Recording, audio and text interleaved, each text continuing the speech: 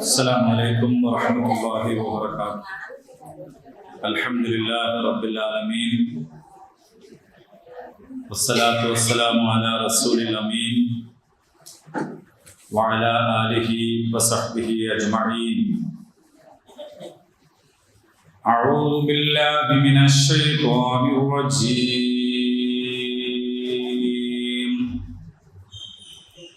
مثل الذين ينفقون أموالهم في سبيل الله كمثل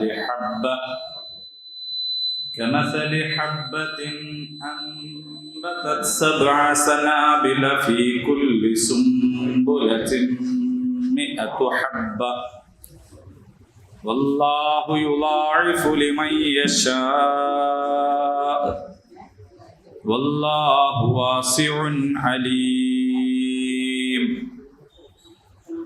الذين ينفقون أموالهم في سبيل الله ثم لا يتبعون ما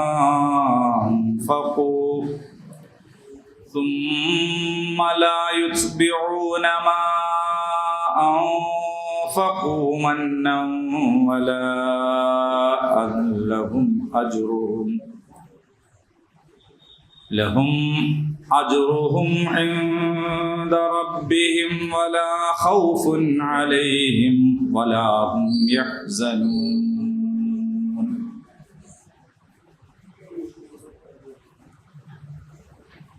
സൂറത്തുൽ ബഖറ 260 ആയത്തുകൾ ഇതിനകം നമ്മൾ പഠിച്ചു കഴിഞ്ഞു. ആയത്തുൽ കുർസി മുതൽ പറഞ്ഞു വന്നിരുന്ന തൗഹീദുമായി ബന്ധപ്പെട്ട ഏറ്റവും സുപ്രധാനമായ കാര്യങ്ങൾ അതിൻ്റെ ഉദാഹരണം സഹിതം ഇവിടെ പരാമർശിക്കപ്പെട്ട് കഴിഞ്ഞിരിക്കുകയാണ്. ഈ വിഷയത്തിലേക്ക് പ്രവേശിക്കുന്നതിന് മുൻപ് അള്ളാഹുവിൻ്റെ മാർഗത്തിൽ ത്യാഗ പരിശ്രമങ്ങൾ ചെയ്യുന്നതിൻ്റെ പ്രാധാന്യത്തെ സംബന്ധിച്ചായിരുന്നു പറഞ്ഞത്. ആ മാർഗത്തിൽ സമ്പത്ത് ചെലവഴിക്കുന്നതിനെ കുറിച്ചുമാണ് പറഞ്ഞിരുന്നത്. വീണ്ടും അതിലേക്ക് തന്നെ നമ്മുടെ ശ്രദ്ധ ക്ഷണിക്കുകയാണ്. എന്തിനായിരിക്കും അള്ളാഹു ഇങ്ങനെ ആവർത്തിച്ച് സമ്പത്ത് ചെലവഴിക്കുന്നതിനെ കുറിച്ച് ഇങ്ങനെ പറയുന്നത് എന്ന് ചോദിച്ചാൽ നമ്മൾ നമ്മെക്കുറിച്ച് ചിന്തിച്ചാൽ മതി. നമുക്ക് സമ്പത്തിനോടുള്ള ബന്ധം എങ്ങനെയാണ്, പണം എന്ന് പറഞ്ഞാൽ എന്താണ്, എങ്ങനെയാണ് എന്നാലോചിച്ചാൽ തന്നെ കാര്യങ്ങൾ മനസ്സിലാവും. പകർത്തും പറയാം. മസൽ, ഉപമ. അല്ലദീന യുൻഫിഖൂന, ചെലവഴിക്കുന്നവരുടെ ഉപമ. അംവാലഹും, തങ്ങളുടെ ധനം. ഫീ സബീലില്ലാഹ്, അല്ലാഹുവിന്റെ മാർഗത്തിൽ. കമസലി ഹബ്ബ, അതൊരു ധാന്യത്തിന്റെ ഉദാഹരണം പോലെയാണ്. അംബതസ്, അത് മുളപ്പിച്ചു. 7 സനാബിൽ, 7 കതിരുകൾ. ഫീ കുല്ലി സുംബുലത്തിൻ, ഓരോ കതിരിലും 100 ഹബ്ബ, 100 ധാന്യമണികൾ. വല്ലാഹു യുളാഇഫു ലിമൻ യശാ, അവൻ ഉദ്ദേശിക്കുന്നവർക്ക് അല്ലാഹു ഇരട്ടിപ്പിച്ചു നൽകും. വല്ലാഹു വാസിഉൻ അലീം, അല്ലാഹു വിശാലതയുള്ളവനാണ്, എല്ലാം അറിയുന്നവനാണ്. അല്ലദീന യുൻഫിഖൂന, ചെലവഴിക്കുന്ന ആളുകൾ. അംവാലഹും, തങ്ങളുടെ ധനം. ഫീ സബീലില്ലാഹ്, അല്ലാഹുവിന്റെ മാർഗത്തിൽ. സുമ്മ ലാ യുത്ബിഊന, പിന്നെ പിന്തുടരുന്നില്ല. മാ അൻഫഖൂ, ചെലവഴിച്ചതിനെ. മന്ന, എടുത്തു പറഞ്ഞുകൊണ്ട്. വലാ അദ, ഉപദ്രവിച്ചുകൊണ്ടും ഇല്ല. ലഹും, അവർക്കുണ്ട്. അജ്റുഹും, അവരുടെ പ്രതിഫലം. ഇൻദ റബ്ബിഹിം, തങ്ങളുടെ നാഥന്റെ അടുത്ത്. വലാ ഖൗഫുൻ അലൈഹിം, അവർക്ക് ഭയമില്ല. വലാ ഹും യഹ്സനൂൻ, അവർ ദുഃഖിക്കേണ്ടതും ഇല്ല. ഇതാണ് ഈ ഓതിയ 2 ആയത്തുകളുടെ വാക്കർത്ഥം. മാൽ എന്ന് പറഞ്ഞാൽ ധനം, കറൻസി ആവാം, സ്വർണമാകാം, ഭൂസ്വത്താകാം, കെട്ടിടമാകാം, വാഹനമാകാം. വിറ്റ പൈസ കിട്ടുന്നതൊക്കെ മാല എന്ന് പറഞ്ഞാൽ മൂല്യമുള്ളതെല്ലാം മാല. ഒരു സാധനം പഴയതായി എന്നതുകൊണ്ട് അത് മാൽ അല്ലാതാവൂല. ഇപ്പൊ സ്ക്രാപ്പ്, പൊട്ടിയ പാത്രം, ബക്കറ്റ്, കന്നാസ്, കടലാസ് കൊടുക്കാനുണ്ടോ എന്ന് ചോദിച്ചു പോണ കണ്ടില്ലേ? അതൊക്കെ മാലാണ്. പൈസ കിട്ടും അതിന്, അത് വിറ്റാൽ പൈസ കിട്ടും, അപ്പൊ അത് മൂല്യമാണ്. അല്ലെങ്കിൽ ഈ പഴയ സാധനം എടുക്കുന്ന ആള് എന്ത് പറയേണ്ടി വരും? ഇതൊക്കെ ഒന്നുമില്ല, അതൊക്കെ പൊട്ടിയതും ചതുങ്ങിയതും പഴയതുമാണെന്ന് പറയേണ്ടി വരും. പക്ഷെ ആ പഴയതിനാണ് എന്ത് മൂല്യമുണ്ട്, വലിയ വിലയാണ്. അതൊക്കെ മാല. ഇസ്ലാം എന്ന് പറയുന്നത് മനുഷ്യന് ജീവിക്കാൻ കൊള്ളുന്ന, പ്രാക്ടീസ് ചെയ്യാൻ കൊള്ളുന്ന സജീവമായ ഒരു ജീവിത പദ്ധതിയാണ്. അത് ഒരു ഭാവനയല്ല.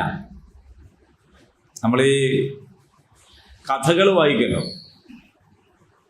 10 തലയുള്ളത് അല്ലേ, അങ്ങനെയൊക്കെ പറയുന്നത്, അതൊക്കെ ഭാവനയാണ്. അവരുടെ ശക്തി, കരുത്ത് ഒക്കെ അങ്ങനെ ആയിരുന്നു എന്ന് കാണിക്കാൻ വേണ്ടി പിൽക്കാലത്തുള്ളവരെന്ത് ചെയ്തതാണ്? ഭാവനയിൽ വരച്ചുണ്ടാക്കിയത്. അതിൻ്റെ അർത്ഥം 10 തല ഉണ്ടായിരുന്നു എന്നൊന്നുമല്ല.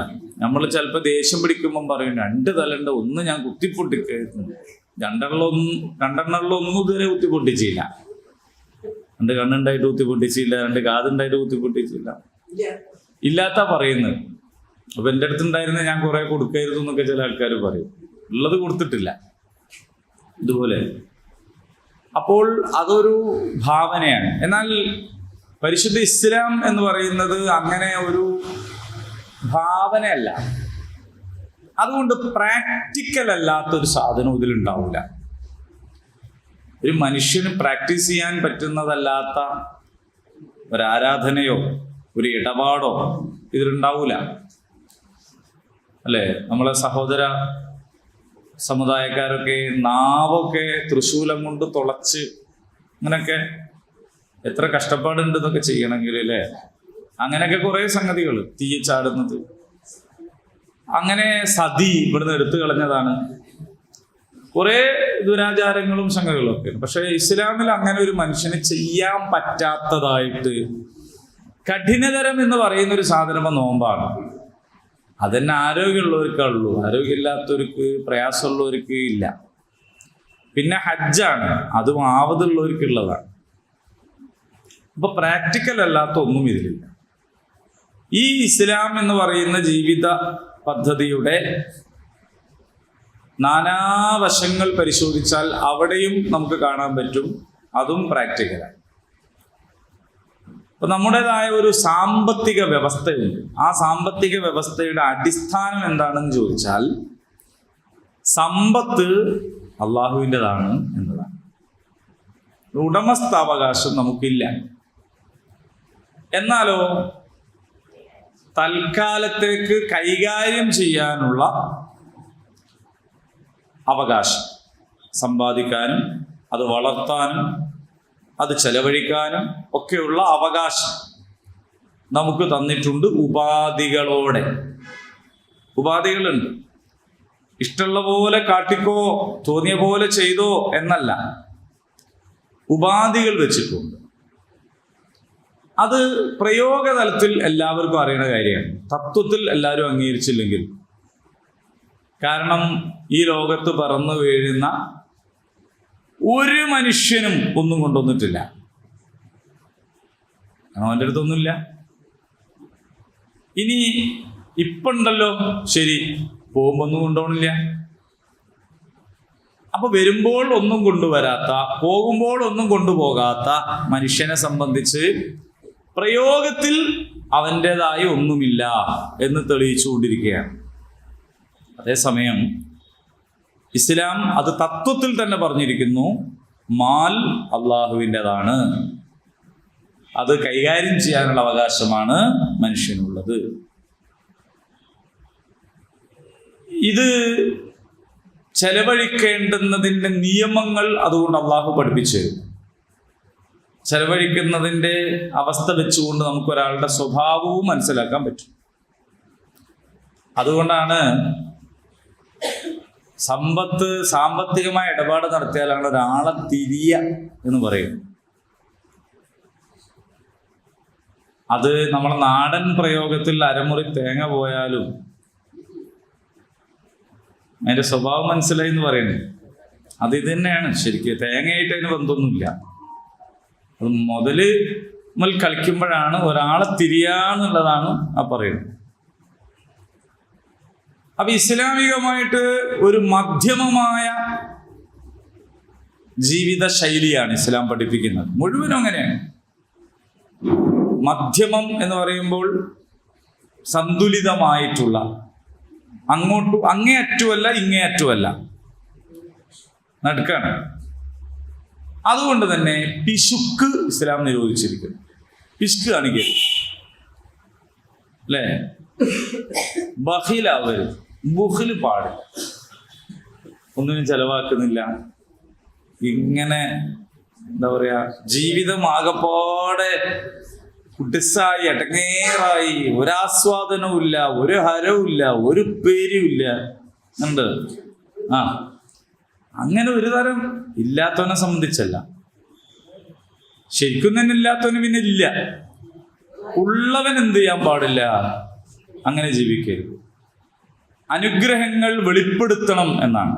അള്ളാഹു നിഅമത്ത് തന്നാൽ അത് വെളിപ്പെടുത്തണം. നല്ല തുണിയും കുപ്പായൊക്കെ ഇടണം, നല്ല വാഹനം വേണം, നല്ല വീടുണ്ടാക്കണം, നല്ല ഭക്ഷണം കഴിക്കണം. അതൊന്നും എന്ത് ചെയ്യരുത്? പിശുക്കരുത്. ഇല്ലാത്തവൻ ലോൺ എടുത്തിട്ട് അങ്ങനെ നിൽക്കണം എന്നല്ല, മനസ്സിലായില്ലേ? ഉള്ളവൻ അനുഗ്രഹങ്ങൾ വെളിപ്പെടുത്താം. എന്നാലോ ധൂർത്ത് പാടില്ല. 1.5 ഇഞ്ചിന്റെ പൈപ്പ് വേണ്ടി എടുത്ത് 4.5 ഇഞ്ച് വാങ്ങാം, നിന്റെ പൈസ അല്ലേ, കെട്ടക്കെട്ട അവിടെ, അങ്ങനെ വെക്കാൻ പാടില്ല. ഇപ്പൊ കഴിഞ്ഞ ദിവസം ഞാൻ ഒരാൾ വീഡിയോ കണ്ടു, ഉള്ള പോലെ ബുള്ളറ്റ് സ്വർണം കൊണ്ട് ഉണ്ടാക്കിയിട്ട് അതിന്റെ പല ഭാഗങ്ങളും. അപ്പൊ അയാൾക്ക് അതിനോടൊരു കമ്പം. അങ്ങനെ കമ്പം ഉണ്ടായതുകൊണ്ട് നിങ്ങളെ പൈസ അല്ല, നിങ്ങൾ എന്താക്കരുത്? ധൂർത്തടിക്കുക, പൊങ്ങച്ചം കാണിക്കാൻ വേണ്ടി പൈസ ചെലവാക്കരുത്. പൈസ നിങ്ങളതല്ല. അപ്പോൾ പിശുക്കിനും ധൂർത്തിനും മധ്യേ ഉള്ള ഒരു സന്തുലിതമായ മധ്യമമായ രീതിയാണ് സ്വീകരിക്കുന്നത്. ഇനി സമ്പത്ത് സമ്പാദിക്കുന്നിടത്തും കൃത്യമായ നിയമങ്ങളുണ്ട്. മോഷ്ടിക്കാൻ പാടില്ല. അപ്പൊ പ്രത്യേകിച്ച് ആരോടും പറയേണ്ടിയില്ല, എല്ലാവർക്കും അറിയാം. പക്ഷെ എല്ലാവർക്കും അറിയുന്നത് വീട് കുത്തി തുറന്നിട്ട് മോഷ്ടിക്കണതിനെ കുറിച്ചാണ്. അല്ലാത്ത ജാതി മോഷണം പലരും നടത്തുന്നുണ്ട്. ചില ആൾക്കാർ വിചാരം അറബികളത് കെട്ടാ പ്രശ്നമില്ല. അറബികളതേ പിന്നെ അത് ചിലര് വിചാരിക്കുന്നത് ഗവൺമെന്റിൻ്റെത് കെട്ടാ കുഴപ്പമില്ല, അതുകൊണ്ട് കമ്പി വലിച്ച് KCB അങ്ങനെ വെച്ചു. അങ്ങനെയൊക്കെ മോഷണത്തിന് വ്യത്യസ്തമായ രീതികളുണ്ട്. നമ്മൾ കള്ളൻ എന്ന് പറയുമ്പോൾ മൊത്തം കരിവേല് തേച്ച് എണ്ണൊക്കെ തേച്ച് കണ്ണ് കെട്ടി വരുന്ന ഒരു കള്ളനെയാണ് കള്ളൻ എന്ന് പറയുമ്പോൾ ആലോചിക്കുക. കള്ളൻ എന്ന് പറഞ്ഞാൽ അങ്ങനെ മാത്രമല്ല, നല്ല തുണിക്കുപ്പായൊക്കെ ഇട്ട് ചിരിച്ച് ഡീസന്റ് എന്നാണ് അതിനെന്നെ പറയണത്. ഒരു മോഷണവും പാടില്ല. പലിശ അങ്ങനെ സമ്പാദിക്കാൻ പാടില്ല. പലിശയും പൈസ ആയിട്ട് തന്നെ വേണമെന്നില്ല. പൈസ ആയിട്ട് വാങ്ങൽ മാത്രമല്ല പലിശ, അങ്ങനല്ല. അപ്പൊ ഞാനിപ്പോ ആലിക്കോക്കാനോട് ഒരു പൈസ കടം വാങ്ങി വിചാരിക്കാം, ഇതുവരെ വാങ്ങിയില്ല, ഉദാഹരണം. അങ്ങനെ വാങ്ങിയതിന് പൈസ ആയിട്ട് കൊടുക്കണില്ല. അതേ സമയത്ത് ഞാൻ എന്ത് ചെയ്യണം എന്ന് വെച്ചാല് ഇദ്ദേഹത്തെ വണ്ടിയിൽ കയറ്റിയിട്ട് കോഴിക്കോട്ടായി കൊടുക്കണം. അവിടുന്ന് അത് കഴിഞ്ഞാൽ എന്നെ വിളിക്കും, ഞാൻ വീട്ടിലായി കൊടുക്കണം. സാധാരണ നിലക്കാണെങ്കിൽ എന്നെ വിളിച്ചാൽ എനിക്ക് ഒഴിവുണ്ടെങ്കിലേ പോകേണ്ടതുള്ളൂ, പോയില്ലെങ്കിൽ പ്രശ്നമൊന്നുമില്ല. ഒരു സൗഹൃദ നിലക്കാണ്. നിങ്ങൾ ഇവിടെ ഉണ്ട് നമ്മൾ ഒന്നിച്ചു പോയിക്കൂടാ, അതൊരു സൗഹൃദമാണ്. ഇതല്ല, ഞാൻ അയാളോട് പൈസ വാങ്ങിപ്പോയല്ലോ, പൈസ തിരിച്ചു കൊടുക്കാനുണ്ടല്ലോ, അതുകൊണ്ട് ഞാൻ കടപ്പെട്ടിരിക്കുന്നു. ആ കടപ്പെടുക എന്ന് പറയുന്ന സംഗതിക്ക് പകരം ഞാൻ കൊടുക്കുന്ന സർവീസ് എന്താണ്? പലിശയാണ്. പിന്നെ പണയപ്പരന്റെ കഥ പറയാനുണ്ടോ? പ്രത്യേകിച്ച് പറയണ്ട. പണയത്തിന് വാഹനം എടുക്കുന്നതിനെ കുറിച്ച് വേറെ പറയണ്ട. അങ്ങനെയാണ്. വളരെ കൃത്യമായി പശുവിനെയാണ് ഒരാൾ പണയം വെക്കുന്നത്. പണയം വെക്കാൻ പറ്റും, അതിന് പ്രശ്നമൊന്നുമില്ല, ഖുർആൻ തന്നെ അംഗീകരിച്ച കാര്യമാണ്. പക്ഷെ പണയ വസ്തു ഉപയോഗിക്കാൻ പാടില്ല. ഒരു പശുവിനെ പണയം വെച്ച് നിൽക്കുക, ഒരാൾ പൈസ കടമായി പശുവിനെ പണയം വെച്ചു, അത് ഗ്യാരണ്ടിയാണ്. പക്ഷേ പശുവിന് പുല്ല് കൊടുക്കണം, അതിന് ചെലവുണ്ടെങ്കിൽ ആ ചെലവിന് മാത്രമായി അതിന്റെ പാല് ഉടമക്ക് കുടിക്കാം, അതിര് കവിയരുത് എന്നാണ്. അപ്പോ ഒരു കാറ് എൻ്റെ വീട്ടിൽ കൊണ്ടുവച്ച് വന്നു, എന്നോട് പൈസ കടം വാങ്ങിപ്പോയി. ആ കാറ് ഞാൻ അങ്ങനെ തന്നെ നിർത്തിയിട്ട് ഒരു കൊല്ലം നിർത്തിയിട്ടാ പിന്നെ കാറ് ഓടിക്കാൻ കഴിയില്ല. അപ്പൊ അതുകൊണ്ട് ഞാൻ എന്ത് ചെയ്യണം? അത് സ്റ്റാർട്ട് ചെയ്യണം, അതിൽ എണ്ണ അടിക്കണം, അത് ഇടയ്ക്ക് വർക്ക് ചെയ്യിക്കണം. അങ്ങനെ ചെയ്യാൻ മാത്രം എൻ്റെ കയ്യിൽ നിന്ന് എന്താണോ ചെലവാകുന്നത് അത്രത്തോളം എനിക്കത് ഉപയോഗിക്കാം, അതിനപ്പുറം ഉപയോഗിക്കരുത്.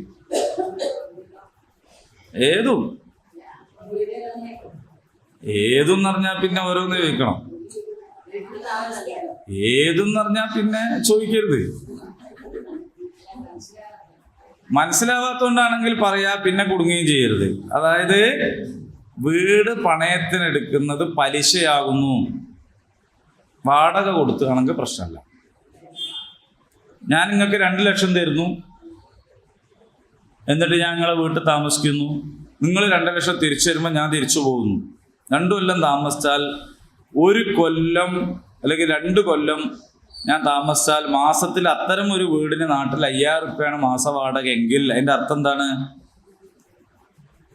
5000 × 24 മാസം എന്ന് പറയുന്ന പൈസ അതിൻ്റെ പലിശയാണ്. അപ്പൊ അത് ഞാനിപ്പോൾ അത് വിശദീകരിച്ചാൽ പിന്നെ നമ്മൾ വിഷയം തീരൂല. ഇപ്പൊ അത്ര വെച്ചാൽ മതി, ബാക്കി നിങ്ങൾ പഠിച്ചാൽ മതി.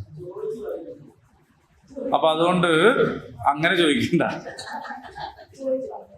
ഇനി അതേപോലെ ചൂതാട്ടം, ലോട്ടറി.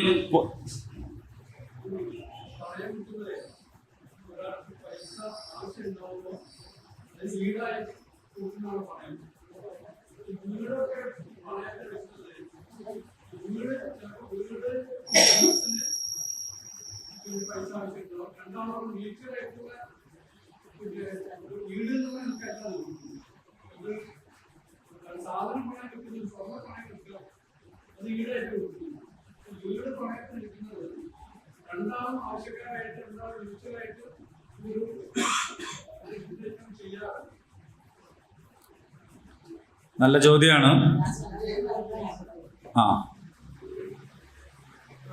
മ്യൂച്വൽ അണ്ടർസ്റ്റാൻഡിങ്ങിൽ ഹറാം ചെയ്യാൻ പറ്റുമോ? നിങ്ങൾക്ക് സമ്മതം, നിങ്ങൾക്ക് സമ്മതം. അങ്ങനെ പറ്റുമെങ്കിൽ ഇത് പറ്റും. അള്ളാഹു അടിസ്ഥാനപരമായി ഹറാമാക്കിയ ഒരു കാര്യത്തിൽ പിന്നെ മ്യൂച്വൽ അണ്ടർസ്റ്റാൻഡിങ് ഇല്ല.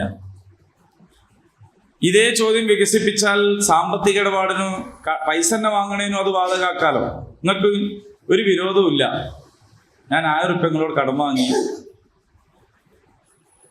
100 റുപ്യ അല്ല, നിങ്ങൾ എൻ്റെ അടുത്ത് 1000 റുപ്യ കടം വാങ്ങി, 100 റുപ്യ പലിശ തരുന്നതിന് നിങ്ങൾക്ക് ഒരു സങ്കടവും ഇല്ല. നിങ്ങൾ ആവശ്യം തീരുന്നുണ്ട്, എൻ്റെ ആവശ്യവും തീരുന്നുണ്ട്, നിങ്ങൾ ആവശ്യവും തീരുന്നുണ്ട്, നമുക്ക് ഇഷ്ടമാണ് തമ്മിൽ കുഴപ്പമൊന്നുമില്ല, ഒരു വിഷമവും ഇല്ല. വാങ്ങാൻ പറ്റുമോ?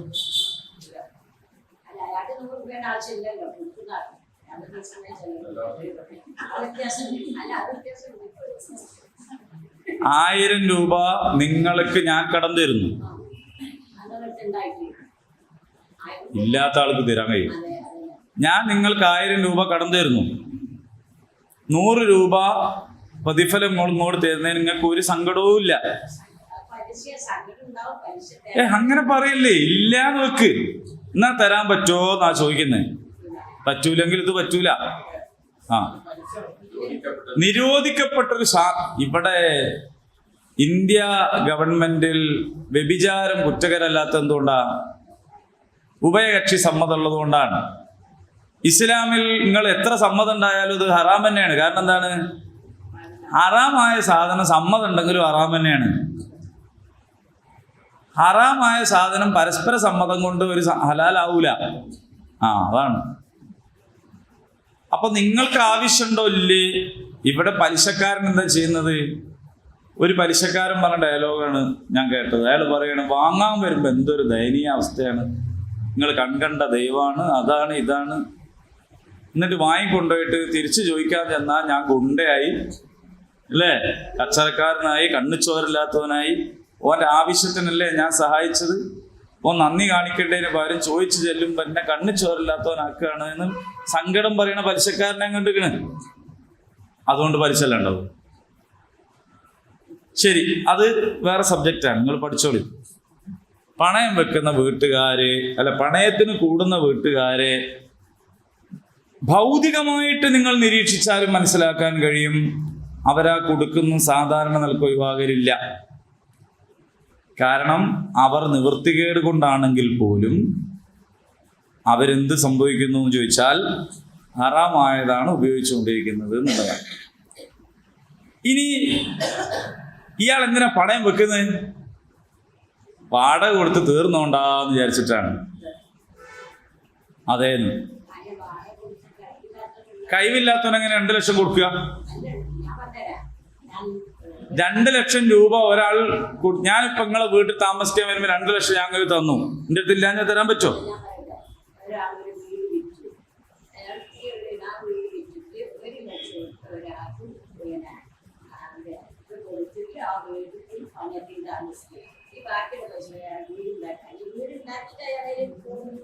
എന്റെ ചോദ്യം, ഞാൻ നിങ്ങളെ വീട്ടിൽ പണയത്തിന് കൂടാൻ വരുമ്പോ നിങ്ങൾക്ക് പൈസ തരണമെങ്കിൽ എന്റെ അടുത്ത് പൈസ വേണ്ടേ? പിന്നെ ഞാൻ പണയത്തിന് കൂടുന്നതിനായി പൈസ തീർന്നു വരുന്നു വിചാരിച്ചിട്ടല്ലേ? അല്ലേ? പൈസ തീർന്നു വരുന്നു വിചാരിച്ചിട്ടല്ലേ? അതാണ് പറഞ്ഞത്. എന്നാണ് പറഞ്ഞത്? പലിശയാണ്. ഓക്കെ, സംശയം പിന്നെ തീർക്കാം. നിങ്ങൾ ബേജാറായല്ലേ? ഇത് ഹറാമാന്ന് വിചാരിച്ചോളി, ഉണ്ടെങ്കിൽ അതിൽ നിന്ന് ഒഴിവായും ചെയ്തോളി. സംശയം പിന്നെ തീർക്കാം. അപ്പോൾ ഞാൻ പറഞ്ഞു വന്ന കാര്യം, ധനം ചെലവഴിക്കുന്ന സ്വഭാവം അള്ളാഹു പഠിപ്പിച്ചു തന്നിട്ടുണ്ട്. നിസ്കാരത്തിന്റെ റക്അത്തും ഷർത്തും ഫർദും ഒക്കെ പഠിപ്പിച്ചു തന്ന പോലെ പണം ചെലവഴിക്കുന്ന കാര്യം പഠിപ്പിച്ചു തന്നിട്ടുണ്ട്. സമ്പാദിക്കുന്ന വിഷയത്തിൽ ഇന്നതിന്നത് പാടില്ല എന്ന് പറഞ്ഞിട്ടുണ്ട്. ഇന്നത് ചെയ്യരുത്, അങ്ങനെ നിങ്ങൾ ചെയ്യരുത്. ഒരാൾ വില പറയുന്നത് അയാൾ കച്ചവടം ഒഴിയാതെ നിങ്ങൾ വില പറയരുത്. ഇന്ന് നടക്കുന്ന കച്ചവടമൊക്കെ അങ്ങനത്തെ ആണോ നിങ്ങൾ പരിശോധിക്കണം. നിങ്ങളെ പറമ്പ് ഒരാൾ വന്ന് വില പറഞ്ഞാൽ അയാളും നിങ്ങളും തമ്മിലുള്ള ഡീലിങ്സ് ഒഴിവായതിന് ശേഷം വേറെ ആൾ അതിൻ്റെ മുകളിൽ വില പറയാൻ പാടുള്ളൂ. പക്ഷെ ഇവിടെ പറമ്പ് മാത്രമല്ല, പെണ്ണ് കാണാൻ തന്നെ പോകണം. എങ്ങനെയാണെന്ന് വെച്ചാൽ 3 ഒരുത്തിയിൽ ഒരിക്കലും ഒരേ പോക്കാണ്. നന്മണ്ട ഒന്നിനെ കാണണോ, ബാലുശ്ശേരി ഒന്നിനെ കാണണോ, അല്ലേ, ഉള്ളിയിൽ ഒന്നിനെ കാണണോ. ഗൾഫിൽ നിന്ന് വന്നാൽ അധികം ലീവില്ല, രാവിലെ വണ്ടി എടുത്ത് പോവാണ്. നന്മണ്ടടുത്ത് കണ്ട് ചായ കുടിച്ച് വിവരം തരട്ടോ പറഞ്ഞ്, പിന്നെ അപ്പുറത്തും കണ്ട് മറ്റൊടത്തും കണ്ട്, പിന്നെ മൊത്തം യോഗം കൂടിയിട്ട് ഏതിനാ എടുക്കുകയെന്ന് പാടില്ല. അപ്പൊ അങ്ങനെ എല്ലാ ഇടപാടുകൾക്കും കൃത്യമായ നിയമമുണ്ട്. ഇനി ചെലവഴിക്കുന്നിടത്തും കൃത്യതയുണ്ട്. അപ്പോ ലോട്ടറി, ചൂതാട്ടം, ഇതൊക്കെ പ്രശ്നമാണ്. ഇനി അത് ഞാൻ പറഞ്ഞ നിങ്ങൾ ഇനി പിന്നെ ഇങ്ങനെ സംശയത്തിൽ ഉറപ്പ് പറയില്ല, പിന്നെ പറയാം. ചെലവഴിക്കുന്നിടത്ത് 2 തരം ചെലവഴിക്കലുകളുണ്ട്. അതിലൊന്ന് ഭൗതികമായിട്ടുള്ള നമ്മുടെ ആവശ്യങ്ങളുടെ നിർവഹണത്തിന് ഉള്ള ചെലവഴിക്കലാണ്. നിങ്ങളുടെ പൈസയാണ് എന്ന് ആണല്ലോ വിചാരിക്കണേ, തൽക്കാലം നമ്മളതാണ്. ഒരു സാധനം 10 റുപ്യക്ക് കിട്ടാനുണ്ട്, അതേ സാധനം ഇപ്പുറത്ത് 15 റുപ്യക്ക് കിട്ടാനുണ്ട്. ഇപ്പൊ എന്നെപ്പോലുള്ള ഒരാൾ 10 റുപ്യന്റെ സാധനം വാങ്ങലൊരു മോശമല്ലേ? എന്നിട്ട് 15 റുപ്യന്റെ പോയി വാങ്ങാൻ പാടില്ല. വാങ്ങൂലെന്നൊക്കെ നമ്മൾ ഇവിടുന്ന് പറയാണ്. അങ്ങനല്ല. നമ്മൾ ക്വാളിറ്റി എന്ന് പറയുമ്പോൾ ഇതേപോലുള്ള സാധനമല്ലല്ലോ, സാധനം മാറിയില്ലേ? അപ്പോ ഇങ്ങനെ കുറെ സംഗതികളുണ്ട് ചെലവഴിക്കുന്നിടത്ത്. ഭൗതികമായി നമ്മുടെ ആവശ്യങ്ങൾക്ക് ചെലവഴിക്കാം, തെറ്റുകൾക്ക് ചെലവഴിക്കാൻ പാടില്ല. എന്ന് പറഞ്ഞാൽ കൈക്കൂലി തെറ്റാണ്. വേറെയുള്ള ആളുകളെ മറ്റേതെങ്കിലും വിധത്തിൽ വശപ്പെടുത്താൻ കൊടുക്കുന്ന വേറെന്തെങ്കിലും സംഗതി ഉണ്ടെങ്കിലും ഒക്കെ ചെലവഴിക്കുന്നിടത്തുള്ള തെറ്റുകളാണ്. ഇനി ഭൗതികമായി നമ്മുടെ ആവശ്യ പൂർത്തീകരണം എന്ന നിലക്കല്ലാതെ ആത്മീയമായ ചെലവഴിക്കൽ, നമ്മുടെ സബ്ജക്റ്റ് അതാണ്. ആത്മീയമായ ചെലവഴിക്കലുകൾക്ക് ഇസ്ലാമിൽ ഒരുപാട് ചാൻസ് ഉണ്ട്. അതിൽപ്പെട്ട ഒന്നാണ് സക്കാത്ത് എന്ന് പറയുന്നത്. അത് പക്ഷേ ഓപ്ഷണൽ അല്ല. നമുക്ക് ഇന്നതെന്ന് തീരുമാനിക്കാനൊന്നും പറ്റൂല. നിർബന്ധ ദാനമാണ്. അത് ഇന്ന സാധനത്തിന് ഇത്ര എന്ന് അള്ളാഹു തന്നെ പഠിപ്പിച്ചു തന്നതാണ്. 2.5% ഉണ്ട്, 5% ഉണ്ട്, 10% ഉണ്ട്. അപ്പൊ 10% സക്കാത്ത് കൊടുക്കേണ്ട സാധനത്തിന് 2.5% കൊടുത്താൽ മതിയാവില്ല. സക്കാത്ത് കൊടുത്തു എന്ന് പറഞ്ഞാൽ പോരാ, അത് കൃത്യമാണ്. പിന്നെ ഒരു മാർഗമാണ് നമ്മൾ സ്വതക്ക എന്ന് പറയുന്ന. ഞാൻ പറയാൻ കാരണം, ഖുർആനിൽ ഈ സക്കാത്തും സ്വതക്കയും പര്യായ പദങ്ങളായിട്ട് മാറി മാറി ഉപയോഗിച്ചത് കാണാൻ പറ്റും. അപ്പൊ സ്വതക്ക എന്ന് പറഞ്ഞാൽ അത് ഐച്ഛിക ദാനമാണ് എന്ന് വിചാരിച്ചിട്ട് നമ്മൾ അതിനെ സമീപിക്കരുത്. സക്കാത്തിന്റെ അവകാശികൾ ആര് എന്ന് ചോദിച്ചാൽ ഇന്നമ സ്വതഖാതു ലിൽ ഫഖർ അങ്ങനെ പറയാം. അപ്പൊ സ്വതക്കന്റെ അവകാശികളാണ് പറയുന്നതല്ലോ, അതിപ്പോ സക്കാത്തിന് ബാധകമല്ലല്ലോ എന്ന് വെക്കരുത്. അത് സക്കാത്തിനെ കുറിച്ചാണ് പറയുന്നത്. ഖുദ് മിൻ അംവാലിഹിം സ്വതഖ, നിങ്ങൾ അവരിൽ നിന്ന് സക്കാത്ത് പിടിച്ചെടുക്കുക എന്നാണ്. അല്ലാണ്ട് സ്വതക്ക പിടിച്ചെടുക്കാൻ പറ്റൂലല്ലോ. സ്വതക്ക ഓരോരുത്തരും തന്നിഷ്ടത്തിന് കൊടുക്കണല്ലോ. അപ്പോൾ ഫിഖ്ഹിന്റെ ഭാഷയിൽ നമ്മൾ സക്കാത്ത് സ്വതക്ക എന്നൊക്കെ പറയുന്ന അർത്ഥമായിരിക്കില്ല ഖുർആനികമായ ഭാഷയിൽ ഉണ്ടാവുക എന്ന് പ്രാഥമികമായി മനസ്സിലാക്കി വെക്കുക. പിന്നെ അതെങ്ങനെയാ മനസ്സിലാവുക എന്നൊക്കെ പറഞ്ഞാൽ അതിന് അതിൻ്റെതായ ശാസ്ത്രവും സംഗതികളും കണക്കൊക്കെ ഉണ്ട്. അപ്പോൾ അവർക്ക് മനസ്സിലാവും. അങ്ങനെയാണ് അവരത് മനസ്സിലാക്കിയെടുത്തത്. പിന്നെ ഈ പറഞ്ഞ ആയത്തിൽ പറയുന്നത് സ്വതഖത്തുൻ ജാരിയ എന്നൊരു സ്വതക്കയാണ്. എന്ന് പറഞ്ഞാൽ നിലച്ചു പോകാത്ത ദാനമാണ് സ്വതഖത്തുൻ ജാരിയ. ജാരിയ എന്ന് പറഞ്ഞാൽ ഒഴുകുന്നത്. സ്വതഖത്തുൻ ജാരിയ ഒഴുകുന്നത്. അത് ഏതുപോലെയാണ്? മസലുല്ലദീന യുൻഫിഖൂന അംവാലഹും ഫീ സബീലില്ലാഹി കമസലി ഹബ്ബത്തിൻ അംബതത് സബഅ സനാബില ഫീ കുല്ലി സുബ്ബലത്തിൻ മിഅത ഹബ്ബ. ഒരു മാങ്ങന്റെ അണ്ടി നിസ്സാരമായ ഒരു സാധനമാണ്. പക്ഷെ അത് അത്ര ഒരു നിസ്സാരമല്ല. എന്തുകൊണ്ടാണ്? ആ അണ്ടി ഒഴിച്ചിട്ടൊരു മാവായാൽ അതിൽ നിന്ന് എത്ര മാങ്ങയാണ് ഉണ്ടാവുന്നത് നമുക്കിപ്പോൾ പറയാൻ തന്നെ പറ്റൂല. 10,000 മാങ്ങ ഉണ്ടാവാം. അത് പിന്നെയും തൈയായിട്ട് അതിൽ നിന്ന് എത്ര മാവ് ഉണ്ടാവും നമുക്ക് പറയാൻ പറ്റില്ല. അപ്പൊ സംഭവം നമ്മളെ കയ്യിൽ ഈമ്പിക്കോലായിട്ടുള്ള ഈ ഒരു മാങ്ങാണ്ടി എന്ന് പറയുന്ന സാധനം എത്ര മാവുകളെയാണ് ഉൾക്കൊള്ളുന്നത്. അള്ളാഹുവിന്റെ മാർഗത്തിൽ നിങ്ങളിത് ചെലവഴിച്ചാൽ ഒരു ധാന്യമണി അതിന് 7 കതിരുകൾ. ആ ഓരോ കതിരിലും 100 ധാന്യമണികൾ. അപ്പൊ 700 ഇരട്ടി. ഇങ്ങനെയാണ് സ്വതഖത്തുൻ ജാരിയ എന്ന് പറയുന്ന സംഭവം. ഈ സ്വതഖത്തുൻ ജാരിയയുടെ വ്യവസ്ഥാപിതമായ പ്രയോഗവൽക്കരണത്തിനാണ് വഖഫ് എന്ന് പറയാം. വഖഫ് എന്നാണ്. വഖഫ് എന്ന് പറയുന്നതിൻ്റെ വാക്കർത്ഥം നമ്മൾ മുമ്പേ പറഞ്ഞു പരിചയമുള്ളതാണ്. ആയത്തുകൾ വഖഫ് ചെയ്യുമ്പോൾ എന്നൊക്കെ പറയാറുണ്ടല്ലോ. ഇന്നടുത്ത് വഖഫ് ചെയ്യുമ്പോൾ എന്നതാണ് നിയമം എന്നൊക്കെ തജ്വീദ് പഠിക്കുമ്പോൾ പറയലുണ്ട്. വഖഫ് എന്ന് പറഞ്ഞാൽ നിർത്തുക, പിടിച്ചു നിർത്തുക എന്നതാണ്. എന്നാൽ അതിൻ്റെ ഇസ്തിലാഹിയായിട്ട് ഏതൊരു ഇസ്ലാമികമായ പദത്തിനും ഒരു ഭാഷാപരമായ അർത്ഥം ഉണ്ടാവും, ഒരു സാങ്കേതികമായ അർത്ഥം ഉണ്ടാവും. സക്കാത്ത് അതിനൊരു വാക്കർത്ഥം ഉണ്ടാവും, അതാണ് ഭാഷാപരമായ അർത്ഥം. എന്നാൽ ഇസ്ലാമിൽ സക്കാത്ത് എന്ന് പറയുമ്പോൾ അതിനൊരർത്ഥം ഉണ്ടാവും. ഇത് രണ്ടും വേർതിരിച്ച് മനസ്സിലാക്കാത്തവരാണ് ഖുർആൻ ഓതിയിട്ട് സക്കാത്ത് എന്ന് പറഞ്ഞാൽ നമ്മളങ്ങനെ സംസ്കരിക്കലാണ്, നന്നാക്കലാണ് എന്നൊക്കെ പറയണത്. ഇത് രണ്ടും ഉണ്ട്. അപ്പോ ഭാഷാപരമായ ഒരർത്ഥം ഉണ്ടാകും, അതോടൊപ്പം സാങ്കേതികമായ ശർഈയായ ഒരർത്ഥവും ഉണ്ടാകും. ആ ശർഈയായ അർത്ഥം സക്കാത്തിൻ്റെത് നിർബന്ധദാനം എന്നാണ് ചുരുക്കി പറഞ്ഞാൽ. ഇതുപോലെ വഖഫ് എന്നതിൻ്റെ വാക്കർത്ഥം പിടിച്ചു നിർത്തുക എന്നാണ്. അതിൻ്റെ ഫിഖ്ഹിയ, അതിൻ്റെ ശർഈയായ അർത്ഥം അടിസ്ഥാനം നിലനിർത്തി അതിൻ്റെ പ്രയോജനങ്ങളും ഫലങ്ങളും ദാനം ചെയ്യുക. അടിസ്ഥാനം നിലനിർത്തുക, അതിൻ്റെ ഫലങ്ങൾ ദാനം ചെയ്യുക.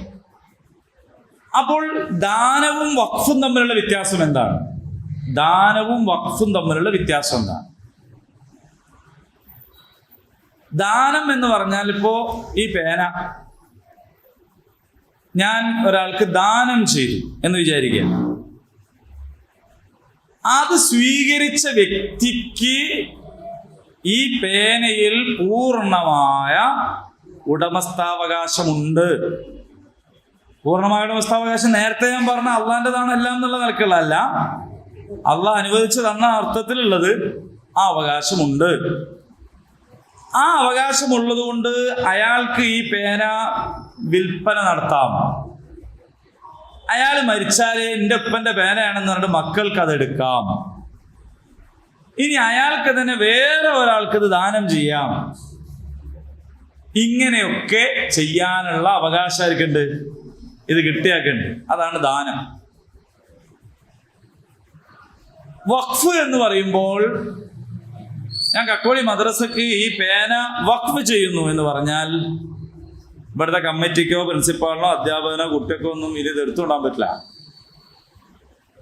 ഇതുകൊണ്ട് എഴുതാനേ പറ്റും എന്ന് പറഞ്ഞാൽ ഇത് ഇവിടെ നിലനിർത്തിയേ ഇതിൻ്റെ പ്രയോജനം ഉദ്ദേശിക്കപ്പെട്ട രീതിയിൽ ചെലവഴിക്കുക. അപ്പൊ ഇത് ഒരാളുടേതുമായിരിക്കും. വാക്കിഫ് എന്ന് പറയും, വഖഫ് ചെയ്ത ആൾക്ക്. വാക്കിഫിന് പോലും പിന്നെ അതിലെന്തില്ല? അവകാശം.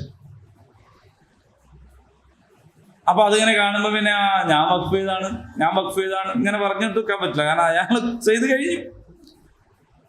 ഇനി ഏത് ഉദ്ദേശത്തിനാണോ ഒരു കാര്യം വഖഫ് ചെയ്തത്, ആ ഉദ്ദേശത്തിനകത്താണ് വാക്കിഫും പെടുകയെങ്കിൽ അയാൾക്കും അത് ഉപയോഗപ്പെടുത്താം. മനസ്സിലായില്ല?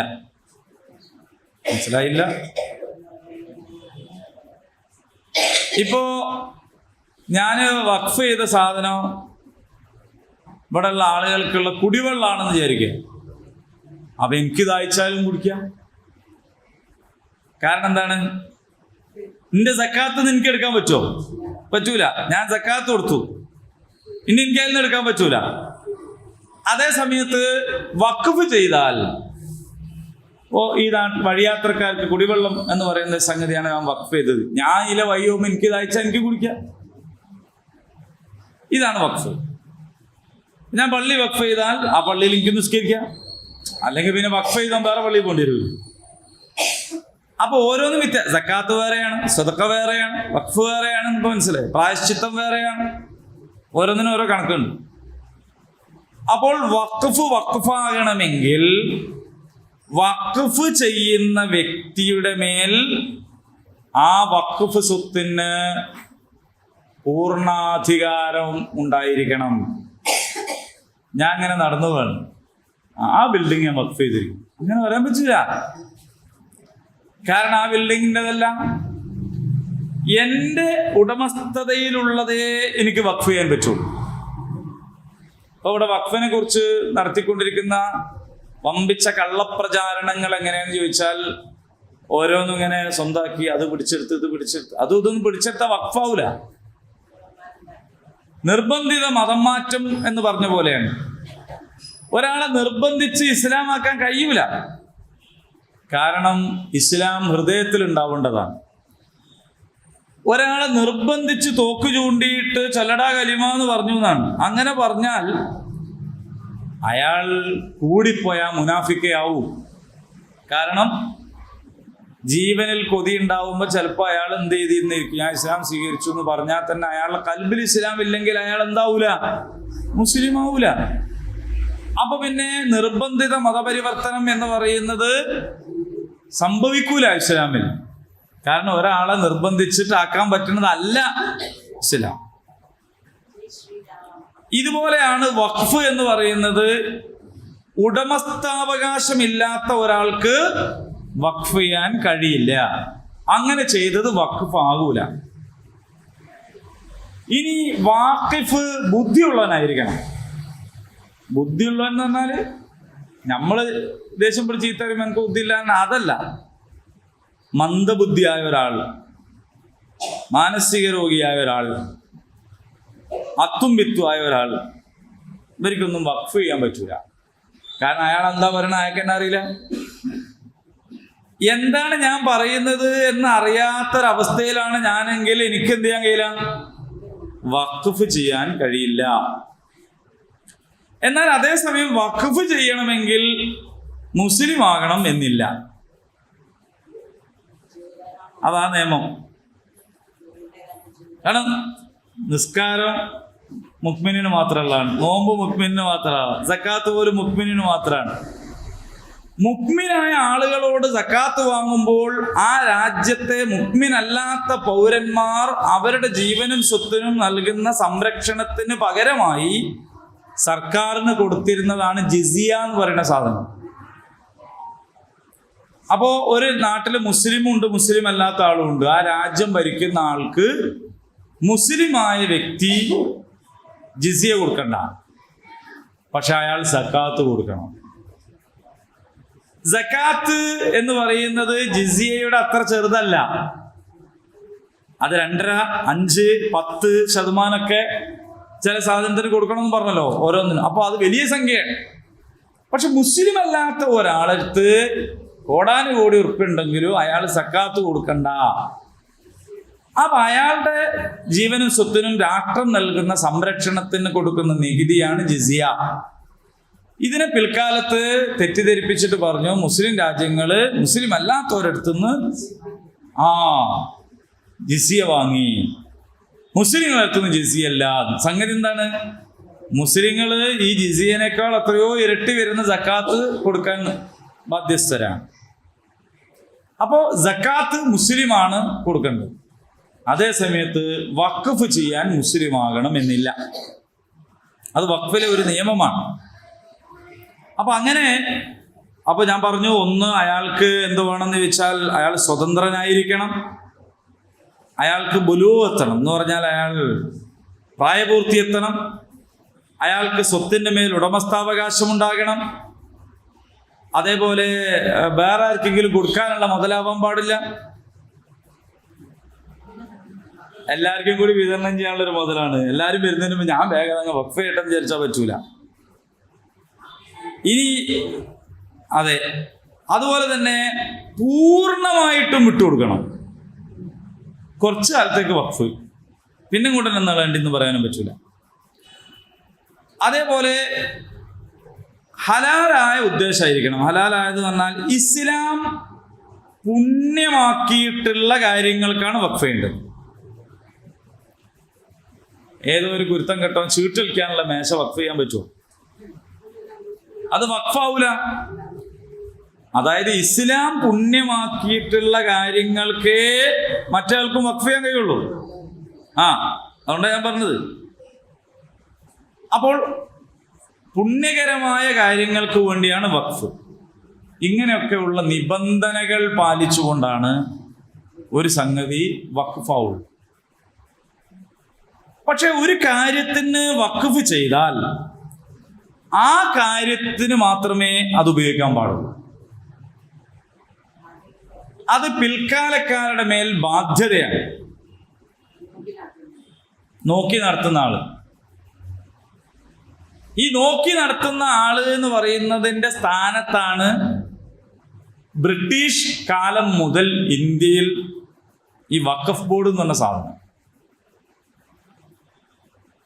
അതിനൊരു സംവിധാനം ബ്രിട്ടീഷുകാരുടെ കാലത്തിന് ഉണ്ടാക്കിയതാണ്. അതിനെ തുടർന്ന് വരികയാണ്. പിന്നീട് അത് പലതവണ ഭേദഗതി വരുത്തി. അതിൻ്റെ ഭേദഗതികളെല്ലാം അത് കുറ്റമറ്റതാക്കാൻ വേണ്ടിയിട്ടുള്ളതായിരുന്നു മുൻകാലത്ത് ചെയ്ത ഭേദഗതികളൊക്കെ. ഇപ്പോൾ അതില്ലാതാക്കാൻ വേണ്ടിയിട്ടാണ് ഭേദഗതി ചെയ്തത് എന്നുള്ള വ്യത്യാസമാണ്. അപ്പൊ ഇവിടെ നടത്തിക്കൊണ്ടിരിക്കുന്ന ഒരു പ്രചരണം നിങ്ങൾ ആലോചിച്ച് നോക്കൂ. ഈ പറഞ്ഞ സംഗതിക്കൊക്കെ എതിരാണ്. ഇന്ത്യൻ റെയിൽവേക്കാണ് ഏറ്റവും കൂടുതൽ സ്ഥലമുള്ളത്, പിന്നെ സ്ഥലമുള്ളത് മിലിറ്ററിക്കാണ്, പിന്നെ സ്ഥലമുള്ളത് വഖഫ് ബോർഡിനാണ്. വഖഫ് ബോർഡിന് സ്ഥലമില്ല. വഖഫ് ബോർഡിനാകെ ഉള്ളത് വഖഫ് ബോർഡിന്റെ ചില ഓഫീസും സംവിധാനങ്ങളും വണ്ടിയും അങ്ങനെയൊക്കെ തുടങ്ങിയ കുറഞ്ഞ സ്വത്തേ ഉണ്ടാവും. ഒരു ATM കൗണ്ടറിന് മുമ്പിൽ ഇരിക്കുന്ന വാച്ച്മാനെ കണ്ടിട്ട് ഒരാൾ പറയാണ്, അയാൾക്ക് ഇത്ര പൈസയാ, എന്താ അയാളെത്തുള്ള മുതല്, അയാളതാണത്.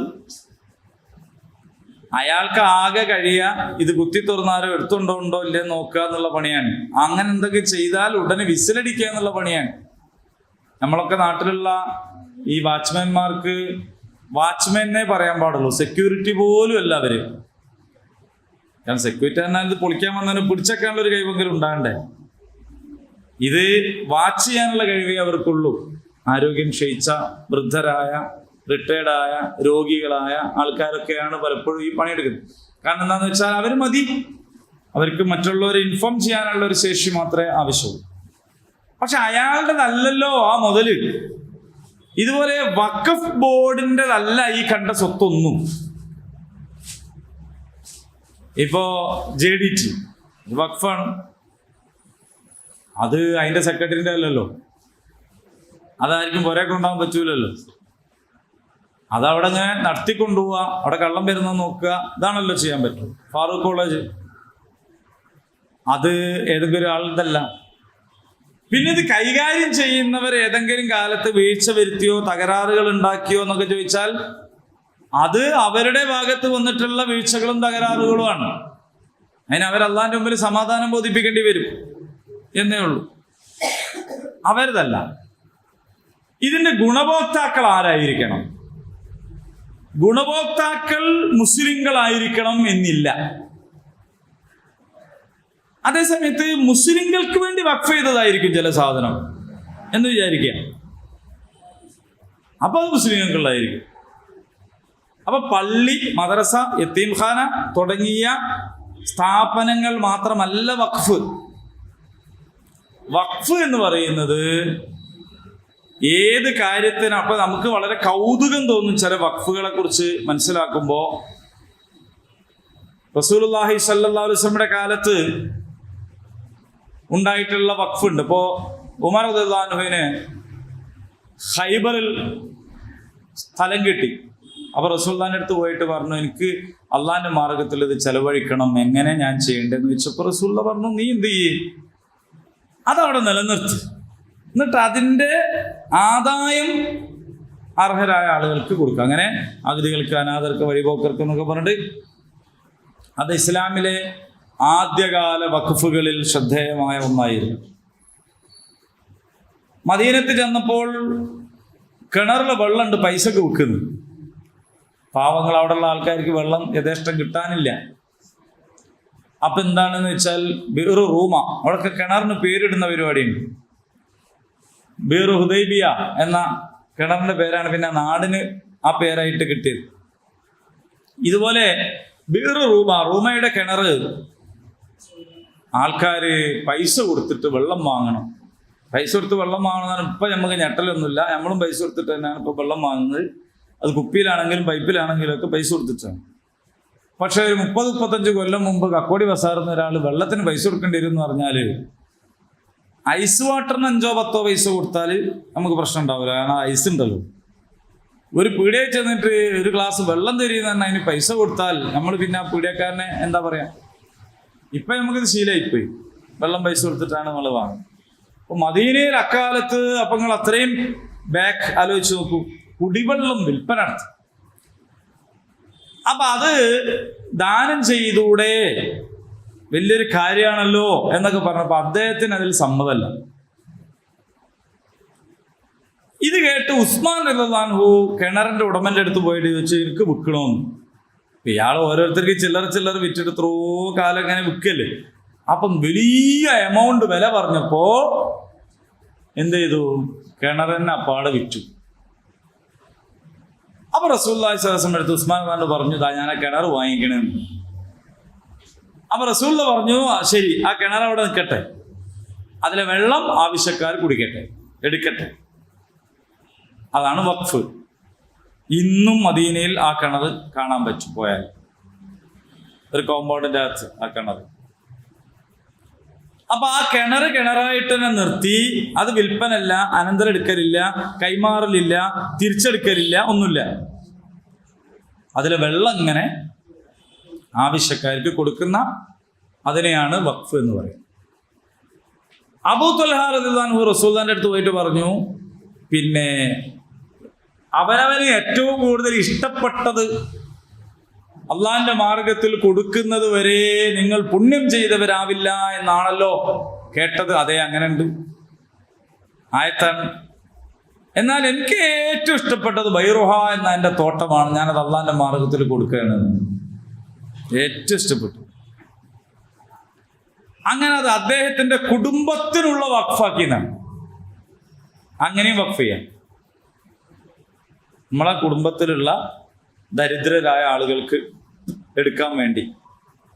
ഒരു ഷോപ്പിംഗ് കോംപ്ലക്സ് ഉള്ള ഒരാള് പറയാണ്, എൻ്റെ ഈ ഷോപ്പിംഗ് കോംപ്ലക്സ് അല്ലെ 2 മുറി പീടിക, അതിൻ്റെ ആധാരം അത് വഖഫാക്കുകയാണ്. ആർക്കാണ്?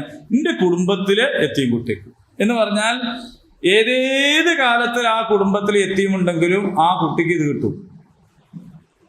അല്ലെങ്കിൽ എൻ്റെ കുടുംബത്തിലെ ഇന്ന ആവശ്യത്തിന് എന്ന് പറഞ്ഞാൽ അത് പിന്നെ അനന്തരം എടുക്കൂല. ഇയാൾ മരിച്ച ഇയാളെ മോൻ അത് കിട്ടൂല. അത് എങ്ങനെ വഖഫ്? അങ്ങനെ കുടുംബത്തിന് വഖഫ് ചെയ്യാം. ഇങ്ങനെയൊക്കെ റസൂലുള്ള വഖഫ് ചെയ്തിട്ടുണ്ട്, സ്വഹാബിമാർ ചെയ്തിട്ടുണ്ട്. ആ വഖഫ് അതിൽ നിന്ന് പ്രചോദനം ഉൾക്കൊണ്ടുകൊണ്ട് ഇപ്പൊ മക്കത്ത് ചെന്നാൽ നമുക്ക് സ്ഥലം സന്ദർശിക്കാൻ പോയാൽ കാണാൻ പറ്റുന്ന ഒന്നാണ്. പിന്നെ ഐൻ സുബൈദ എന്ന് പറയുന്ന കനാലിന്റെ അവസാന അവശിഷ്ടത. ഹാറൂൺ റഷീദ്, ഖലീഫ ഹാറൂൺ റഷീദിന്റെ ഭാര്യ വഖഫ് ചെയ്തതാണ്. ഈ പെണ്ണുങ്ങള് കൂടുതൽ വഖഫ് ചെയ്തിട്ടുണ്ട് ഇസ്ലാമിക ചരിത്രത്തിൽ. കാരണം അവർക്ക് വേറെ ചെലവില്ല. അവർക്ക് കിട്ടുന്ന അനന്തര സ്വത്ത് ഭക്ഷണം, വസ്ത്രം, പാർപ്പിടം, വിദ്യാഭ്യാസം, ചികിത്സക്കൊന്നും ചെലവാക്കേണ്ടിയില്ല. അത് മാപ്പിള ചെയ്തോളൂ. അപ്പൊ പെണ്ണിന്റെ അടുത്തുള്ള പൈസ വഖഫ് ചെയ്തിട്ട് തുടങ്ങിയ കലാലയങ്ങൾ, മൊറോക്കോയിലെ ഏറ്റവും സുപ്രസിദ്ധമായ യൂണിവേഴ്സിറ്റി ഒരു മുസ്ലിം സ്ത്രീ വഖഫ് ചെയ്തതാണ്. അപ്പൊ ഇങ്ങനെ ധാരാളം കണക്കിന് വഖഫുകളുണ്ട്. അതിൽ ഞാൻ നേരത്തെ പറഞ്ഞതുപോലെ കൗതുകകരമായ വഖഫുകളുണ്ട്. ഉദാഹരണം, വലിയ വലിയ പണക്കാരുടെ വീട്ടിൽ ജോലി കിട്ടുന്ന ആൾക്കാരുടെ കയ്യിൽ നിന്ന് പാത്രം വീണ് പൊട്ടിപ്പോയും ചെയ്യും, സങ്കടയ്ക്കും. അങ്ങനെയുള്ളവർക്ക് അത്തരം ഉപകരണങ്ങൾ വാങ്ങിക്കൊടുക്കാനുള്ള വഖഫ്.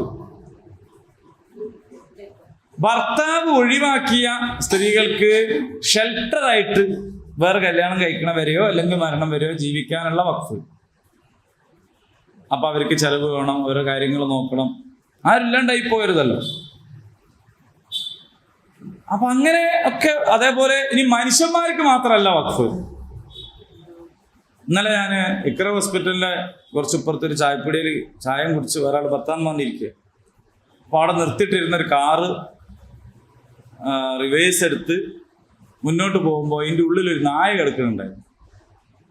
ഈ ചൂടത്ത് നായ വണ്ടിൻ്റെ അടിയിൽ പോയി കിടക്കും. വണ്ടി എടുക്കുമ്പോൾ എല്ലാവരും ശ്രദ്ധിക്കണം. ഇത് ഡ്രൈവർ കണ്ടില്ല. അയാൾ വേറെ വണ്ടി കയറി ആലോചിച്ച് നിലം പറ്റി കിടക്കുന്ന ഒരു ജാതി കാറാണ്. നായിൻ്റെ ഉള്ളൊന്നും പെടഞ്ഞു കളിക്കാന്നല്ലാതെ ഇയാൾ അറിയണില്ല. അപ്പൊ ഞങ്ങൾ അപ്പുറത്തിരിക്കണ്ട, ഒച്ച വിട്ട് ഇത് എവിടുന്ന നമുക്ക് മനസ്സിലാവണില്ല. വണ്ടി ഇങ്ങനെ റിവേഴ്സ് വെച്ച് പിന്നെ മുന്നോട്ട് പോകാൻ നിൽക്കുമ്പോഴാണ് നായി വണ്ടിന് മുന്നിലൂടെ പുറത്തേക്ക് കടക്കാൻ ശ്രമിക്കുന്നു. ഡ്രൈവർ ഇത് കാണുന്നില്ല. അങ്ങനെ നായിൻ്റെ കാലിൻ്റെ മുകളിലേക്ക് ടയർ ഇങ്ങനെ കയറി നിന്ന് നായി കരഞ്ഞ് ഇപ്പോഴൊക്കെ ഞങ്ങൾ എല്ലാവരും കൂടി ഓടിച്ചെന്ന് ഒച്ചപ്പാടാക്കി. ഡ്രൈവർ ചില്ലൊക്കെ പൊന്തിച്ച് AC ഒക്കെ ഇട്ട് പോവല്ലേ. അപ്പോൾ നിർത്തിച്ചു. അങ്ങനെ നായനെ അവിടെ നിന്ന് നായ അതിൻ്റെ ഉള്ളിൽ നിന്നും വളരെ ദയനീയമായിട്ട് വന്നു. കുറച്ചങ്ങോട്ട് കൂടെ നടന്നെങ്കിൽ പിന്നെ അവിടെ കിടന്നു. നമ്മൾ കഥ പതല്ല. അപ്പൊ അപ്പുറത്തുള്ള വീടക്കാരൻ പറയണേ ഇതൊരു ഡോക്ടർ ഒഴിവാക്കി പോയ നായയാണ്. അയാൾ അവിടെ താമസക്കാരനായപ്പോൾ അവിടെ വീട്ടിൽ പോയിട്ടതാണ്. അയാൾ വേറെ ഏതോ നാട്ടിലേക്ക് പോയപ്പോൾ നായനെ റോഡ് സൈഡിൽ ഇട്ടിട്ട് പോയതാണ്. അന്ന് അവശനായി കിടക്കുന്ന നായനെ ഞങ്ങൾ ഭക്ഷണം കൊടുത്തു തന്ന ഉഷാറായി വരികയായിരുന്നു. ഇപ്പോഴേക്ക് ഇങ്ങനെ ആയല്ലോ എന്നുള്ള ഒരു സങ്കടം. ഇങ്ങനെ ഉപേക്ഷിക്കപ്പെടുന്ന മൃഗങ്ങളെ സംരക്ഷിക്കാനുള്ള വഖഫ്, മനസ്സിലായോ? ഇസ്ലാമിലെ വഖഫ് ആളുകൾ പറയുന്നുണ്ടല്ലോ ഗോവധം നിരോധിക്കണം, പശുവിനെ കൊല്ലരുത്, അറുക്കരുത് എന്നൊക്കെ. ഈ പശുവിനെ അറുക്കരുത് എന്നൊരു കൂട്ടർ പറയുന്നത്, വേറെ കൂട്ടർ അറുത്ത് തിന്നുന്നു. അല്ലെങ്കിൽ അറുക്കരുത് എന്ന് പറയുന്നവർ തന്നെ ആൾക്കാർ കമ്പനിയിൽ ഈ സാധനം അറുത്ത് പാക്ക് ചെയ്തിട്ട് ഗൾഫിലേക്ക് കയറ്റയക്കുന്നു. ഇതൊക്കെ നിന്നു വിചാരിക്കുക. ആരും പശുവിനെ തിന്നുന്നില്ല വിചാരിക്കുക. കറവ് വെച്ച് പശുവിന് എന്താ ചെയ്യുക? സ്വന്തം ഉമ്മ നോക്കണില്ല ആൾക്കാർ. പിന്നെ ഈ പശുവിനെ ആരെങ്കിലും തീറ്റിപ്പോറ്റുമോ? ഇല്ല. അതിനെ തുറന്നു വിട്ടാൽ ഉണ്ടാകുന്ന സാമൂഹ്യ പ്രശ്നം എത്രയായിരിക്കും? അപ്പോൾ ആരും നോക്കാനില്ലാതെ തെരുവിൽ അലയേണ്ടി വരുന്ന മൃഗങ്ങളെ സംരക്ഷിക്കാനുള്ള വഖഫ്, ഇതൊക്കെ നമ്മുടെ നാട്ടിലുണ്ടായിരുന്ന കാര്യമാണ് ഈ പറയുന്നത്. അപ്പൊ കഴിഞ്ഞ ദിവസം എന്നോട് ആൾ വന്നിട്ട് ചോദിച്ചു, എൻ്റെ വല്യാപ്പ ദർസ് പഠിക്കണ കുട്ടികൾക്ക് വിളക്കെത്തിക്കാനുള്ള എണ്ണക്ക് എന്ന് പറഞ്ഞിട്ട് വഖഫ് ചെയ്തതാണ് പീഡിയമുറി. അതിൻ്റെ വാടക എന്താണ്? പള്ളിയിലേക്ക് എണ്ണ വാങ്ങാൻ കൊടുക്കണം. കാരണം അവിടെ ദർസ് പഠിക്കുന്ന കുട്ടികളുണ്ട്, ഓൽക്ക് വെളിച്ചം വേണ്ടേ, വിളക്കെത്തിക്കണമെങ്കിൽ എണ്ണയാണ്. ഇപ്പൊ അവിടെ ഒറ്റ വിളക്കൂല. അപ്പൊ ഞാൻ പറഞ്ഞു അവിടുത്തെ കറണ്ടിന്റെ ബില്ലെടുക്കുക, കറണ്ടിന്റെ ബില്ലിനേക്കാൾ വാടക ഉണ്ടെന്നാണ്. അപ്പൊ അടുത്ത പള്ളിയിലെ കറണ്ടിന്റെ ബില്ലെടുക്കുക. അപ്പൊ എന്ന് പറഞ്ഞാൽ ഈ സാധനം നിലച്ചു പോകുന്നില്ല. വല്യാപ്പ മരിച്ചൊരു കാലത്രവായി, പക്ഷെ ഇപ്പോഴും അദ്ദേഹത്തിന്റെ സദഖത്തുൻ ജാരിയ, ഇതാണ് വഖഫ് എന്ന് പറയുന്നത്. വക മാറ്റാതെ അതെന്ത് ചെയ്യണമെന്ന് വെച്ചാൽ ചെലവ്. ഈ ബെഞ്ചും ഡെസ്ക് ഒരാൾ വഖഫ് ചെയ്താണെങ്കിൽ നമ്മളെ ഇഷ്ടത്തിന് അത് അങ്ങോട്ട് കൊണ്ട് കൊണ്ടുപോകാൻ പാടില്ല. ഇത് ഒടിഞ്ഞാൽ, അപകടകരമായ അവസ്ഥയിലായാൽ സാധ്യമായത്ര ഇത് നിലനിർത്താൻ റിപ്പയർ ഒക്കെ ചെയ്ത് റെഡിയാക്കി വെക്കുക. എന്നിട്ടും സാധ്യമായിട്ടില്ലെങ്കിൽ ഇത് വിൽപ്പന നടത്തിയിട്ട് പൈസ കൊണ്ട് അതേപോലെ ഉപകാരമുള്ള സാധനം വാങ്ങും.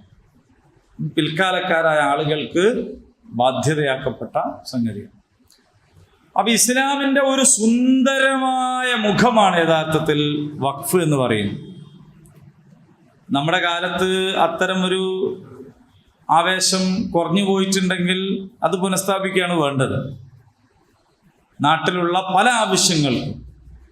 അപ്പൊ അതിന്റെ ഗുണഭോക്താക്കൾ, ഇപ്പൊ ഞാൻ നേരത്തെ പറഞ്ഞ പോലെ ഇഖ്റ ഹോസ്പിറ്റലിൽ നിന്ന് ചികിത്സയിൽ ഒരാൾക്ക് ഇളവ് കിട്ടിയാൽ അത് പ്രത്യേക ഒരു ജാതിക്കാണോ? ഫാറൂഖ് കോളേജിൽ പഠിച്ചിറങ്ങുന്നത് മുഴുവൻ മുസ്ലിങ്ങളാണോ? അലിഗഡ് യൂണിവേഴ്സിറ്റിയിൽ പഠിച്ചവരൊക്കെ മുസ്ലിങ്ങളാണോ? അതിന്റെ ഫലം കിട്ടുന്നൊക്കെ മുസ്ലിങ്ങൾക്കാണോ? ചെന്നൈ റെയിൽവേ സ്റ്റേഷന്റെ അടുത്ത് യാത്രക്കാർക്ക് വേണ്ടിയിട്ടുള്ള ഒരു വഖഫുണ്ട്. അത് ആർക്കും അവിടെ പോവാം, കുളിക്കാം, റെസ്റ്റ് എടുക്കാം. നമ്മളിപ്പോ ഒരു ടൗണിൽ, നമ്മളിപ്പോ നാട്ടിൽ നിന്നും പുരയൊന്നും കുളിക്കണമായിരുന്നില്ല. നമ്മളിപ്പോ ഒരു ടൗണിൽ ഇറങ്ങിച്ചെന്ന് നമുക്കൊന്ന് കുളിച്ച് മാറ്റി റെസ്റ്റ് എടുക്കണമെങ്കിൽ ചുരുങ്ങിയത് 1000-2000 വേണ്ടേ? ഒരു ലോഡ്ജ് എടുക്കണം, നമുക്ക് ചെയ്യണ്ടേ? അത് ഒരാൾ വഖഫ് ചെയ്യാണ്, ആർക്കും ഉപയോഗിക്കാം. അപ്പൊ ഗുണഭോക്താക്കൾ പ്രത്യേക സമുദായക്കാരല്ല. ഇങ്ങനെ സമൂഹത്തിന് കിട്ടുന്ന വലിയ ഒരു ഗുണം എന്നതാണ് വഖഫ് എന്ന് പറയുന്ന സംവിധാനം. ഇതിന്റെ മേലാണ് ഇപ്പോൾ എന്ത് ചെയ്യുന്നത്? കൈവെക്കുന്നത്. അപ്പൊ അതുമായി ബന്ധപ്പെട്ട് വരുന്ന നിയമങ്ങളുടെ വിശദാംശങ്ങൾ നിങ്ങൾ വേറെ മനസ്സിലാക്കണം. ഞാൻ വഖഫിന്റെ ദീനിയായ അതിന്റെ ഒരു അവസ്ഥയെക്കുറിച്ചാണ് ഞാൻ പറഞ്ഞത്. നിയമങ്ങളിൽ വന്നിട്ടുള്ള അപാകതകൾ എന്ന് പറയുമ്പോൾ അതിൽ ഏറ്റവും പ്രധാനമായിട്ട് ചൂണ്ടിക്കാണിക്കുന്ന എന്താണെന്ന് ചോദിച്ചാൽ, അത് കൈകാര്യം ചെയ്യുന്നിടത്ത് ഇപ്പോ 5 കൊല്ലം പ്രാക്ടീസിങ് മുസ്ലിമായ ഒരാൾക്കേ വഖഫ് ചെയ്യാൻ പറ്റുള്ളൂ എന്നാണ് പറയുന്നത്. 5 കൊല്ലം മുസ്ലിം ആയാലും പോരാ, പ്രാക്ടീസിങ് മുസ്ലിം എന്ന് പറഞ്ഞാൽ നിസ്കരിക്കണം, നോമ്പ് വിൽക്കണം, ഇതിന്റെ സർട്ടിഫിക്കറ്റ് എഴുതാൻ കിട്ടുക.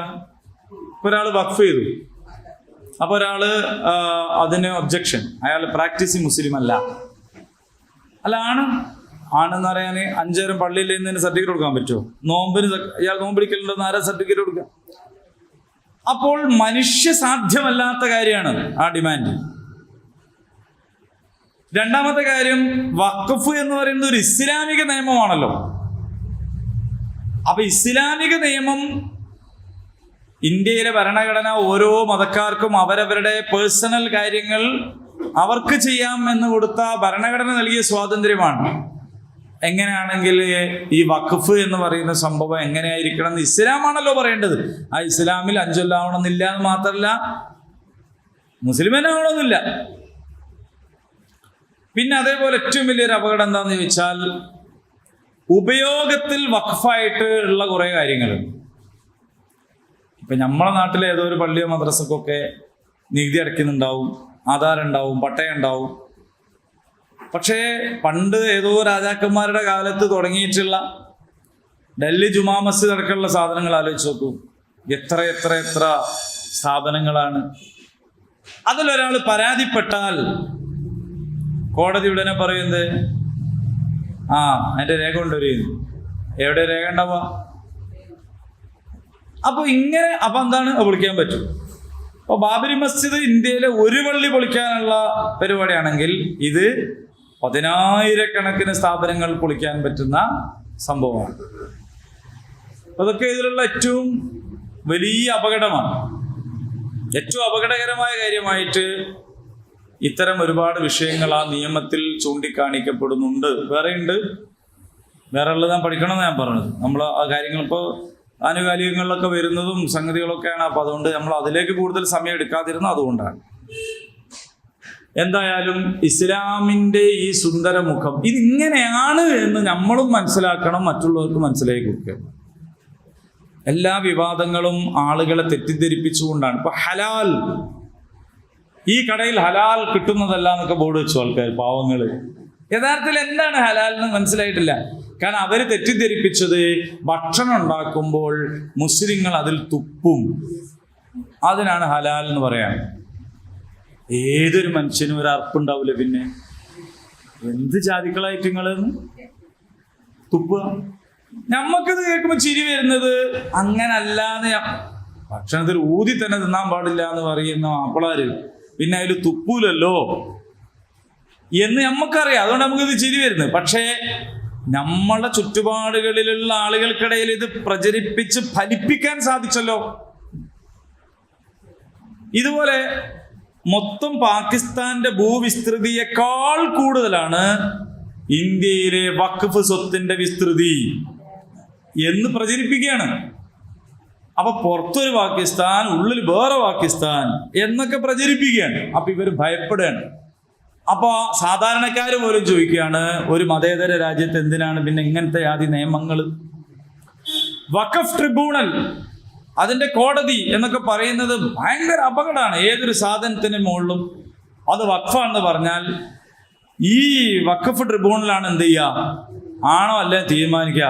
പിന്നെ എന്ത് രാജ്യമെന്നൊക്കെയാണ്. പക്ഷെ യഥാർത്ഥത്തിൽ വഖഫ് ട്രിബ്യൂണലിന്റെ ജഡ്ജി മുസ്ലിം ആവണമെന്നില്ല. അത് സാധാരണ കോടതി വ്യവഹാരങ്ങൾ വഴി സർക്കാർ നിയമിക്കുന്ന ജഡ്ജിയാണ്. അതിൻ്റെ സ്വയം നിർണയാവകാശം അല്ലെങ്കിൽ അതിൻ്റെ പരമാധികാരം എന്ന് പറയുന്നത് ഇവിടെയുള്ള മറ്റു പല ട്രിബ്യൂണലുകൾക്കും ഉള്ളതുപോലെയുള്ള അധികാരമാണ്. തെറ്റിദ്ധാരണകളാണ്. അപ്പൊ ഇതെന്ത് ചെയ്യണമെന്ന് വെച്ചാൽ, തെറ്റിദ്ധാരണകൾ അവസാനിപ്പിക്കാൻ നമ്മൾ ബോധപൂർവം ഇതിൻ്റെ കാര്യങ്ങൾ എന്താണെന്ന് പഠിക്കണം. മറ്റുള്ളവർക്ക് അത് പറഞ്ഞ് മനസ്സിലാക്കി കൊടുക്കും. ഇന്നതാണ് ഇസ്ലാമിലെ വഖഫ്. ഇത് വേണോ വേണ്ടേ നിങ്ങൾ പറയൂ. നമ്മുടെ നാട്ടിലെ ഉദാഹരണങ്ങൾ തന്നെ വെച്ച് നമുക്ക് നേരത്തെ പറഞ്ഞ ബൈറുഹ തോട്ടത്തിൻ്റെയും ഹൈബറിലെ കഥയൊന്നും ഇപ്പോൾ ഇവിടെയുള്ള ആൾക്കാരോട് പറയണമെന്നില്ല. അവരെ സംബന്ധിച്ചിടത്തോളം നമ്മളെ നാട്ടിലുള്ള വഖഫ് ചെയ്തിട്ടുള്ള സംഗതികൾ, അതിൻ്റെ ഗുണഭോക്താക്കൾ, അതിൻ്റെ ഫലം എല്ലാവർക്കും കിട്ടുന്നൊരു സാധനം. ഇത് അവസാനിപ്പിച്ചാൽ സംഭവിക്കുക എന്താണെന്ന് ചോദിച്ചാൽ, മുസ്ലിങ്ങൾക്ക് മാത്രം എന്തോ ഒരു സംഭവം ഉണ്ടാവില്ലല്ല, അത് മൊത്തം മനുഷ്യർക്ക് തന്നെ ഉണ്ടാകുന്ന ഏറ്റവും വലിയ ദോഷമാണ്. അപ്പോൾ ഭരണഘടന നൽകുന്ന സ്വാതന്ത്ര്യത്തെ ഇല്ലാതാക്കുന്നു എന്നതുകൊണ്ട് ഇത് ഭരണഘടനാ വിരുദ്ധമായ നിയമനിർമ്മാണമാണ്. എന്ന് നമ്മുടെ ചുറ്റുപാടുകളിലുള്ളവർക്ക് ബോധ്യപ്പെടുത്തി കൊടുക്കേണ്ടുന്ന ബാധ്യത നമുക്കുണ്ട്. അതിന് ഉള്ള ഒരു ഒരുക്കവും ആവേശമൊക്കെ നമ്മുടെ ഭാഗത്തു നിന്നുണ്ടാവണം. അള്ളാഹു റബ്ബുൽ ഇസ്സത്ത് ഉപകാരപ്രദമായ വിജ്ഞാനം നമുക്ക് വർദ്ധിപ്പിച്ചു തരുമാറാകട്ടെ. അല്ലാഹുമ്മ റബ്ബന ആതിനാ ഫിദ്ദുനിയ ഹസന വഫിൽ ആഖിറതി ഹസനതൻ വഖിനാ അദാബന്നാർ. ആമീൻ. അൽഹംദുലില്ലാഹി റബ്ബിൽ ആലമീൻ. അസ്സലാമു അലൈക്കും വറഹ്മത്തുള്ളാഹി വബറകാതുഹു.